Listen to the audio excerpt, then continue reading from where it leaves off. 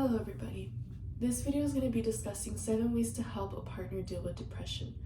Depression is an isolating illness that can negatively impact the well-being of an individual and relationships. And it's very important to make sure that we provide some steps to allow one another to show up for their partners, because oftentimes it can leave loved ones feeling helpless and afraid. So let's begin. Depression is often associated with sadness, helplessness, hopelessness, discouragement, and feeling down.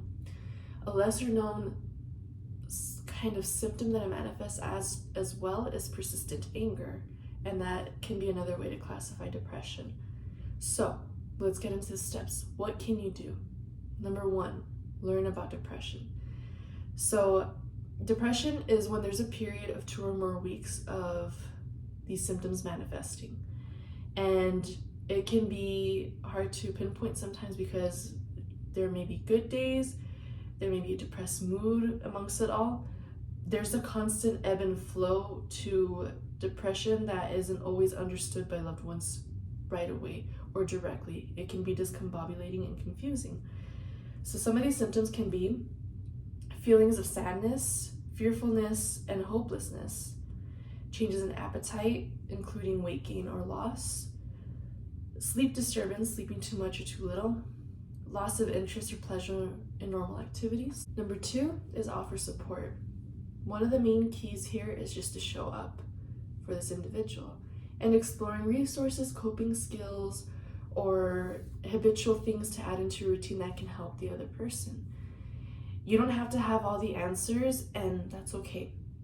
It's all about the willingness to be able to just show up and be supportive, and be able to be communicative, and be able to be receptive and patient.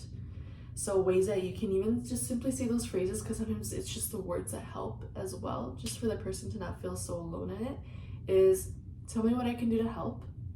You are important to me. I am here for you. We will get through this together. Even starting with those phrases can really help show support.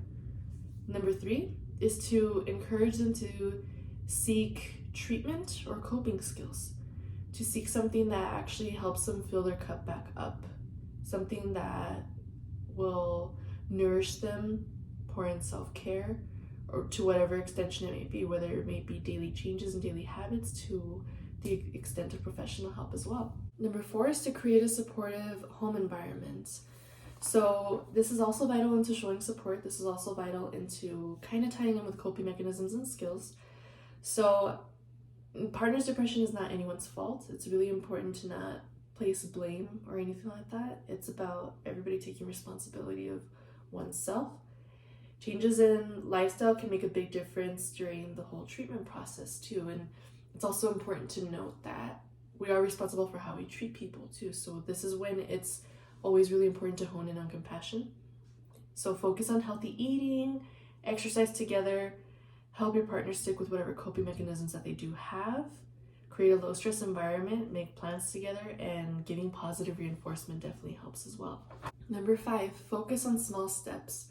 Depression can feel very overwhelming. So sometimes allowing these bigger steps to improve oneself, break it down into smaller tasks, break it down into bite-sized bits, because those are the ones that can seem more manageable at the moment. And those are always the things that can move forward, so it doesn't feel like such a monumental or heavy task, or will lead the person to feeling even worse about themselves if they don't meet up to par with a certain type of state of being or progress or whatever it may be. Number 6, it's important to also just have this handy, is to know the warning signs of suicide. Risk of suicide is always elevated during a major depressive disorder or a major depressive episode.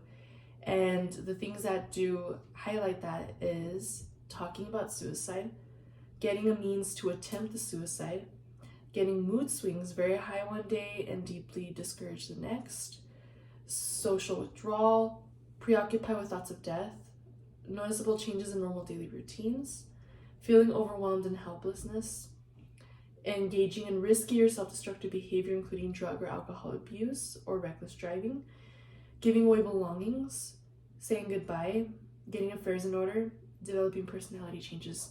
Those are not always exactly to the T, but those are different things to look out for in case if you are wondering how depressed your partner actually is. It's really important to keep in mind what warning signs of suicide may look like.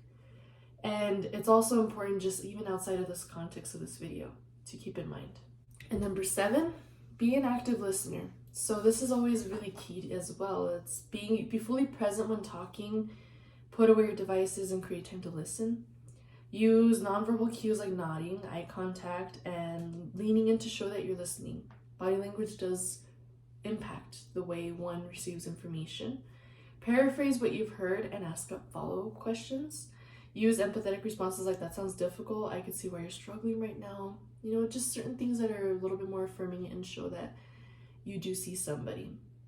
Withhold judgment and advice, that's also really important too. And you may consider all of these because it's really important to know this, because you are the first person who can see these symptoms in your partner, and it's really key and vital to be able to be honest about them and to be graceful in this whole process as well. And it even goes in terms with the person that is experiencing depression. It's really important to soften rather than become rigid, because then that's how we allow growth, that's how we allow healing to open up. Because oftentimes it can manifest in the other end of the spectrum, where the person that is depressed is the one causing all this pain, instead of actually being like softening and becoming vulnerable. It's a lot of different things, it's a lot of spectrums, there's a lot of layers to it, and the key within all of this is compassion and patience. It's also important to note that dealing with conflict with a depressed partner can often be a cyclical pattern. So there may be cyclical patterns with the depression and with the conflict. So it's very important to realize that you could step outside of the conflict and realize that there may be a lot of influencing factors that are contributing to it, and in a way that doesn't cause a person to see it so black and white. There's so many layers to it all, and it can be something that can be tricky to navigate, but it is something that is navigatable, if that makes sense. So it's really important to understand that the ways that conflict and depression can be dealt with is to establish clear and healthy communication patterns where the individuals are normalized talking about feelings and symptoms. There isn't any sort of agitation that can overpower it, even though it can be a symptom of depression. It's important to keep in check that, because that's oftentimes going to put up defense mechanisms, and it's really important for that to not be established, because that will lead to further miscommunication, and the goal is to create healthier communication.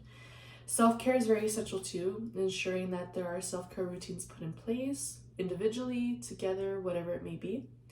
And it's important to always take a pause and always try to de-escalate rather than escalate. So, dealing with denial is also another factor that will come into play when it comes to this, because sometimes your partner may be in denial that they have depression. So signs of that is that they really don't feel like everything is wrong. There could be embarrassment, lack of awareness about symptoms, they're low on energy and they don't want to talk about it, they feel hopeless and don't see a way to feel better, they are functioning well enough that they don't know or think that they have depression, they may be high functioning too. They rationalize their symptoms as normal ups and downs of adulthood as well. Those are all different signs that that person can be in denial about having depression. So you can approach your partner about help. You can approach them by taking notice about how they've been feeling, by just being more compassionate, being more patient, communicating a little bit more, and softening. Softening through the process is definitely vital, and just ensuring that you provide a safe space for one another, whether it be anything. I think safe spaces are always such a huge key to anything and everything, and it's always important to be the person to create that for yourself, for others too, because if everybody thinks that way, then imagine how many safe spaces there will actually be. Imagine how much growth can manifest from that very, very space. So I hope that this video has been helpful, and I hope that whether you're watching this as a person on one end of the spectrum or the other, or maybe both of you experience it, that this is a way to realize that there are ways to navigate things together in a concise, in a compassionate, and a patient manner, because depression is very much real. Depression is just one of those things that people oftentimes don't necessarily consider because it's not physically seen in such an obvious way as any other illness, but it is still very much real, and it affects and impacts people in many different ways. So I hope this video has been helpful, and I hope you all have a great mental health day. Thank you.